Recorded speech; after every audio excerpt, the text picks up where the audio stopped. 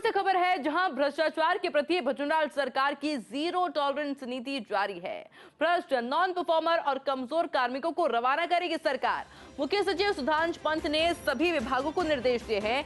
कमजोर और भ्रष्ट कर्मचारियों, अधिकारियों की सूची अब तैयार की जा रही है। मुख्य सचिव की निगरानी में अंतिम फैसला किया जाएगा और सभी विभागों में ये लिस्ट बन रही है।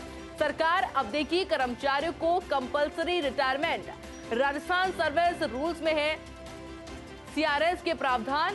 3 महीने का एडवांस पेमेंट या 3 महीने का नोटिस देकर रिटायर करेगी सरकार। हालांकि इससे पहले भी सरकार ने दिया है कुछ लोगों को कंपल्सरी रिटायरमेंट, लेकिन लंबे समय बाद भुजबल सरकार एक बार फिर से भ्रष्ट कार्मिकों पर डंडा चलाने की तैयारी में नजर आ रही है।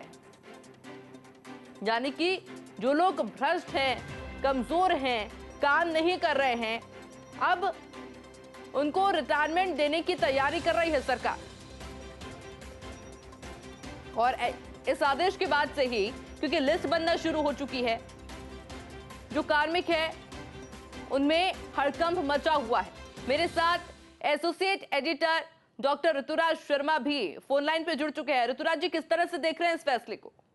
देखिए, आयुषी, इस पूरे प्रकरण को अगर देखें तो ये देखने की जरूरत है कि ये जो कार्मिक विभाग का आदेश है, पूर्व में भी 21 अप्रैल 2000 को ये आदेश जारी हो चुका है और उसके आधार पर विभागों में अपने अपने स्तर पर ये प्रक्रिया जारी थी। लेकिन अब इस प्रक्रिया को अधिक व्यवस्थित ढंग से काम करने के लिए मुख्य सचिव ने निर्देशित किया है। इसमें जो 15 साल की सेवा हो चुकी है और 50 वर्ष की आयु हो चुकी है कर्मचारी की, उसको 3 माह के नोटिस या इतने ही 3 माह के वेतन भत्तों के भुगतान के साथ अनिवार्य सेवानिवृत्ति दी जा सकती है।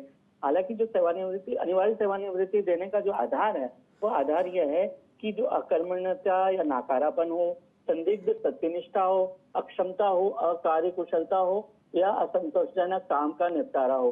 तो किसी भी तरह से जो सरकारी कामकाज में कोताही है, लापरवाही है, इसको बर्दाश्त नहीं किया जाएगा और जीरो टॉलरेंस के आधार पर जो व्यक्ति अपनी उपयोगिता खो चुका है जनहित में काम करने की, उससे इस आधार पर जो 50 साल का पूरी हो चुका है या 15 साल की सेवा पूरी कर चुका है, उसे इस आधार पर तुरंत राज्य सेवा से सेवानिवृत्त किया जा सकेगा। अभी तक जो प्रोसेस देखने में आता था, ये माना जाता था कि विभागों में अपनी प्रक्रिया एक अलग ढंग से चलती थी और वो काफी लंबी भी होती थी और उसमें कोई व्यवस्थित तरीका भी नहीं होता था।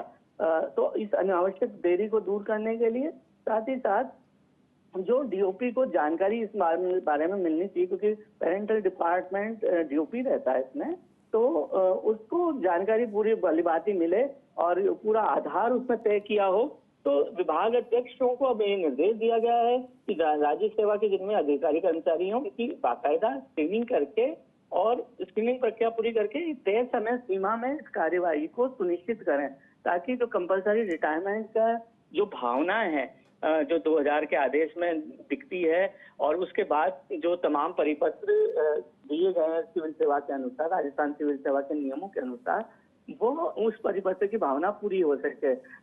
कभी ये माना जाता रहा है कि जो सरकारी सेवा है वो उस सेवा में एक बार प्रवेश करने के बाद पूरे जो जिंदगी है उसमें मौत की स्थिति मानी जाती रही है। अब इस तरह के जब नियम को सख्ती से यदि लागू किया जाए तो एक नया संदेश आम जनता में जाएगा और यह जवाबदेह प्रशासन की ओर कदम एक माना जाएगा भुजबल सरकार का, और इससे गुड गवर्नेंस और जो सर्विस डिलीवरी है उसमें तेजी आने की पूरी संभावना बनती है।